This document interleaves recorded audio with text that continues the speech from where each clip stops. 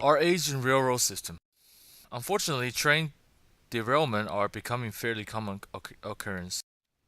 Recently, outside of Philadelphia, a passenger train derailed, leaving 6 people dead and another 140 injured. Although officials have not finished their investigation into the crash, early report indicates most likely cause was the early broken rail or loose weld. These are two most common causes of the train derailment and account for more than 15% of the train derailment according to the Federal Railroad Administration. The last 10 years there was been 100,000 report railroad incidents and across the U.S.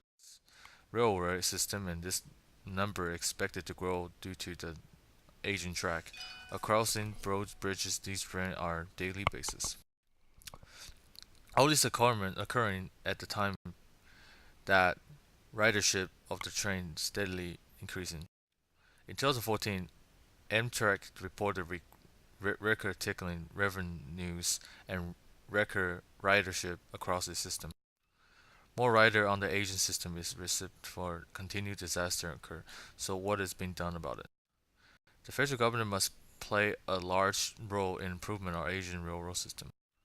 The federal government has alone played a critical part of founding our railroad system as part of its overall transportation program. Recently, however, the Transportation House Appropriation Committee voted to institute funding cut for Amtrak for the tune of $200 million. The member of the House committee sees this as a type of tough love towards Amtrak, which they hope will force Amtrak into innovate and begin to take more financial responsibility for the rail system that they use to transport their paying customers. Our Asian rail system has its age. In 2013, the American Society of Civil Engineering gave the U.S. railroad system a grade of C plus on its National Infrastructure Report Card. They've noted the actual improvement over the grade in the U.S. The governor and the railroads combined have considerable resources recent years improving railroad tunnels, track, and bridges.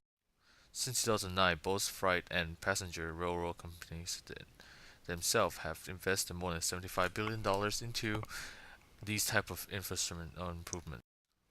The American Public Transport Association, after studying the issue of our Asian railroad system, have recommended that federal government spend $50 million over the next 6 years in order to do their parts to improve the U.S. railroad system in order to make it safe and reliable as possible for both freight and passenger traffic.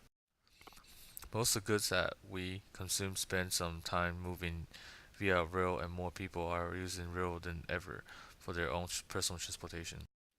Making sure our Asian railroad system is up to test must have a prior and will require continued effort of the federal governor and the railroad companies themselves in order to succeed.